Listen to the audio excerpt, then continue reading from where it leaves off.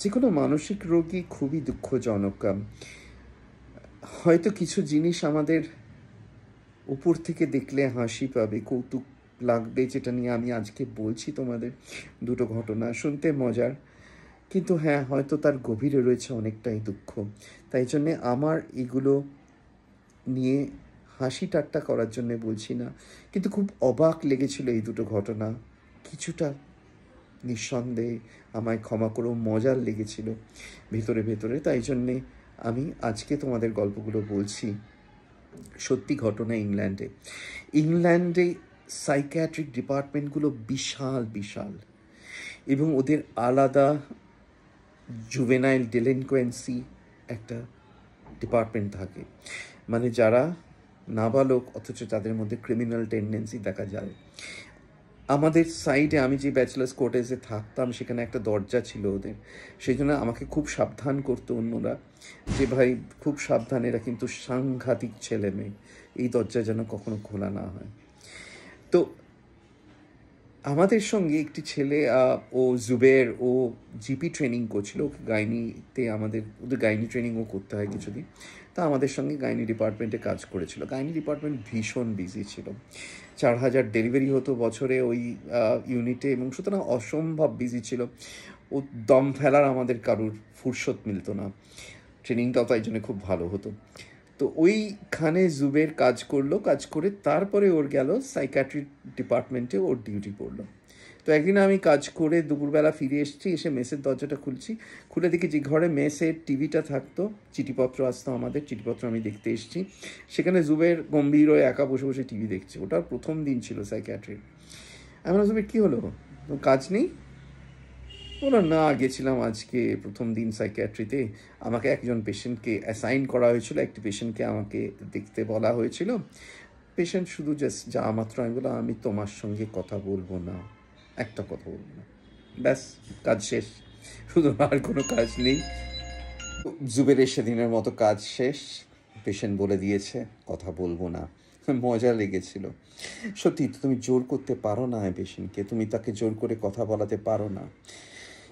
এবং ওদের মুখেই শুনেছিলাম যে ওরা যখন সাইকিয়াট্রি আউটডোর করে তখন ডাক্তার বসে খোলা দরজার পাশে, কারণ যে কোনো মুহূর্তে যে কোনো রোগী তাকে তাড়া করতে পারে, তাহলে দরজা দিয়ে তোমাকে দৌড় মারতে হবে, তুমি পেশেন্টের গায়ে হাত তুলতে পারো না, কিছু করতে পারো না, তার জন্য সিকিউরিটি আছে, তাকে রিস্ট্রেইন করতে পারো, কিন্তু তোমায় প্রাণের ভয়ে দৌড়তে হবে, তোমায় যা কিছু করতে পারে। এবং এরম ঘটনা ঘটেছে বিদেশে, যেখানে তাড়া করে নিয়ে গিয়ে ডাক্তারকে পাশের গলিতে খুন করেছে। Yes, it is true. সুতরাং আমার মজা লেগেছিল যে আমি আউটডোর করছি পেশেন্টদের সঙ্গে, সেখানে আমি খোলা দরজার পাশে বসে আছি, যে কোনো মুহূর্তে আমাকে পালাতে হতে পারে, প্রাণ নিয়ে দৌড়তে হতে পারে। অদ্ভুত জীবন।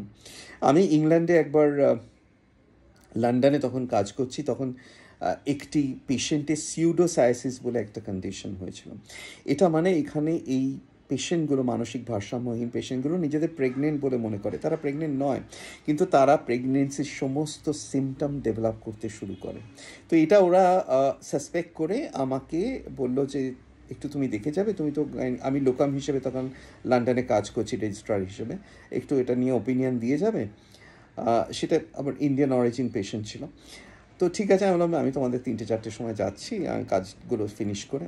আমি 3টে-4টের সময় সাইকিয়াট্রি ডিপার্টমেন্টে এলাম, বন্ধ দরজা, বেল বাজালাম, দরজা খুলে গেল, আমায় ঢোকালো, ঢুকে আবার লক হয়ে গেল দরজা। মানে অদ্ভুত লাগছে, এরম অ্যাজ এ ডাক্তার এরকম এক্সপিরিয়েন্স কখনো হয়নি। এবং তার মধ্যে বিভিন্ন মানসিক ভারসাম্যহীন পেশেন্টরা ঘুরে বেড়াচ্ছে, নিজেদের মনে ভুগছে, আর তার মধ্যেই এসএইচও এবং রেজিস্ট্রাররা সাইকিয়াট্রির কফি, গরম কফি নিয়ে খাচ্ছে, আড্ডা মারছে। আমায় বলে, কফি খাবে? এক কারণ, না না বাবা, আমার কেমন একটু লাগছিল, আমি আমার পেশেন্টটা দেখতে দাও, আমি পেশেন্টটা দেখে আমি ওপিনিয়ন দিয়ে চলে যাচ্ছি। সুতরাং তারা কিন্তু খুব সুন্দরভাবে ওই আবহাওয়ার মধ্যেও তারা যথেষ্ট স্বাভাবিকভাবে কাজ করছে, দেখে শেখার। এই লন্ডনে আমি একটি কোর্স করতে গেছি, একটি হোটেলে উঠেছি, সেখানে টিভিটা চলছে, নিউজটা চলছে। হঠাৎ একটা নিউজ দেখে আমি চমকে উঠেছিলাম। সেখানে ওখানকার একটি হাসপাতালে একটি পেশেন্টকে ছুটি দেওয়ার ব্যবস্থা, মানসিক ভারসাম্যহীন পেশেন্টকে সাইকিয়াট্রিতে অ্যাডমিশন ছিল, তাকে ছুটি দেওয়া হবে যে সে ভালো হয়ে গেছে। পেশেন্ট বারবার, পুরুষ পেশেন্ট বারবার বলছে যে আমি কিন্তু ভালো হইনি, আমায় ছেড়ো না, আমায় ছেড়ো না, বারণ করছি। তো ওরা শোনেনি, ওখানে তো সব ফ্রি ট্রিটমেন্ট, একটা পেশেন্টকে রেখে দেওয়া মানে খরচা। তো তাকে ছেড়ে দেওয়া হয়েছিল। ছেড়ে দিয়েই ফার্স্ট কাজটা সে যা করেছিল সেটা হচ্ছে বাড়ি গিয়ে নিজের স্ত্রীকেও খুন করে, এবং খুন করে সে হাসপাতালের এগেনস্টে মামলা করেছিল যে আমি বারবার বলেছিলাম আমি সুস্থ হইনি, আমায় ছাড়লে কেন, এই দেখো আমি একটা খুন করে ফেললাম, এবার আমি ঝামেলায় পড়ে গেলাম, সুতরাং তুমি আমায় কম্পেনসেশন দাও, ক্ষতিপূরণ দাও, এটা তোমার নেগলিজেন্স যে বোঝনি আমি ঠিক হয়েছি। চমকে গেছিলাম। সত্যি এই দেশ, এই সভ্যতা একেবারেই অন্যরকম। নিজের স্ত্রীকে মানসিক ভারসাম্যহীন পেশেন্ট বাড়ি গিয়ে খুন করে যে হাসপাতালের এগেনস্টে মামলা করতে পারে, এটা আমারও মস্তিষ্কের অনেকটা বাইরে ছিল।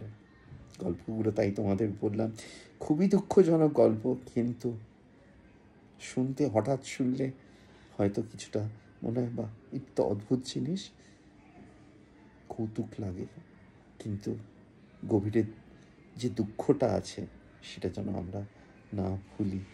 মানসিক রোগ বড়ই কষ্টের, এর জন্য ডেফিনেটলি আলাদা সাপোর্ট দরকার। এবং দেখো সেখানে সে মামলা করছে সরকারের এগেনস্টে যে আমি কাজটা করে ফেলেছি। আমাদের দেশে এই মানসিক ভারসাম্য যারা হারায় তাদের প্রতি কতটা সহানুভূতি থাকে, কতটা ভালো অর্গানাইজেশন বা ইনস্টিটিউশন আছে, খুবই কম, হাতে গোনা।